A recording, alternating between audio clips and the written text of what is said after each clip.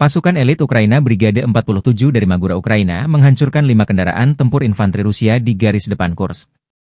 Dalam 2 hari, drone FPV Brigade 47 merusak 5 kendaraan tempur infanteri, masing-masing bernilai lebih dari $1 juta, beserta awaknya, menghancurkan antena komunikasi musuh, dan meledakkan ruang istirahat yang coba disembunyikan Rusia.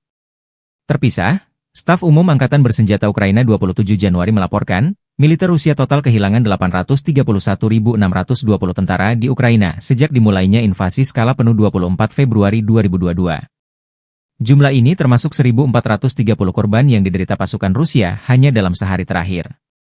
Rusia juga kehilangan 3 tank, 16 sistem artileri, 74 pesawat tanpa awak, dan 12 kendaraan tempur pengangkut personel dalam 24 jam terakhir. Menurut laporan militer Ukraina tersebut, pasukan Vladimir Putin total kehilangan 9.871 tank, 20.561 kendaraan tempur lapis baja, 35.183 kendaraan dan tangki bahan bakar, 22.339 sistem artileri, 1.263 sistem roket peluncur ganda, 1.050 sistem pertahanan udara, 369 pesawat terbang, 331 helikopter, 23.327 pesawat nirawak, 28 kapal dan perahu, dan 1 kapal selam. Бажаю здоров'я, шановні українці, українки. Сьогодні було багато військових доповідей із командувачами. Була також розмова з міністром оборони України про ситуацію на фронті, ключові наші напрямки Донеччина, також щодо районів проведення Курської операції. Скоро вже півроку наших активних дій на Курщині заради захисту української землі. Ми зберігаємо буферну зону на території Росії, щоб убезпечити від російських наступів наші Суми та Харків. Я дякую всім нашим воїнам, які захищають українські позиції та знищують окупанта. Передусім сьогодні я хочу відзначити воїнів 95-ї окремої бригади за дії саме на Курщині. Також хочу відзначити воїнів 25-ї окремої повітряно-десантної та 68-ї окремої єгерської бригад за ефективність на Покровському напрямку. І також 24-ту та 100-ту окремі механізовані бригади за героїзм в боях за Часів Яр і Торецьк. Я дякую вам, воїни. Доручив сьогодні посилити командний склад наших військ на Донеччині. Генерал-майор Михайло Драпатий направлений для керівництва оперативно-стратегічним угрупованням військ Хортиця.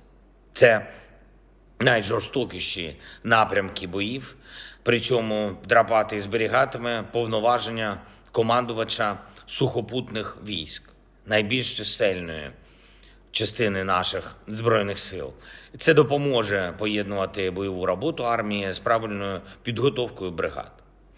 Саме фронтові потреби мають визначати стандарти комплектування і тренування бригад. Генерал-майор Андрій Гнатов направлений в Генеральний штаб на посаду заступника начальника Генштабу. І його завдання – це новий рівень підготовки оперативних штабів та вища якість взаємодії між штабами і фронтом.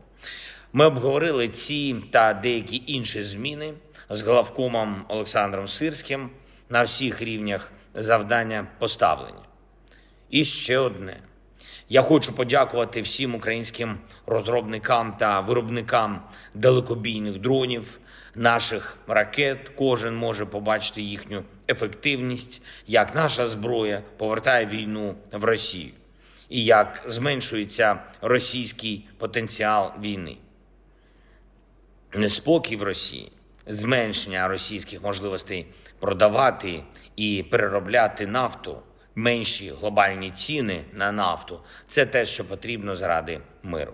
Цей рік має стати вирішальним, і наші дії повинні впливати на нашу долю. Саме так і робимо.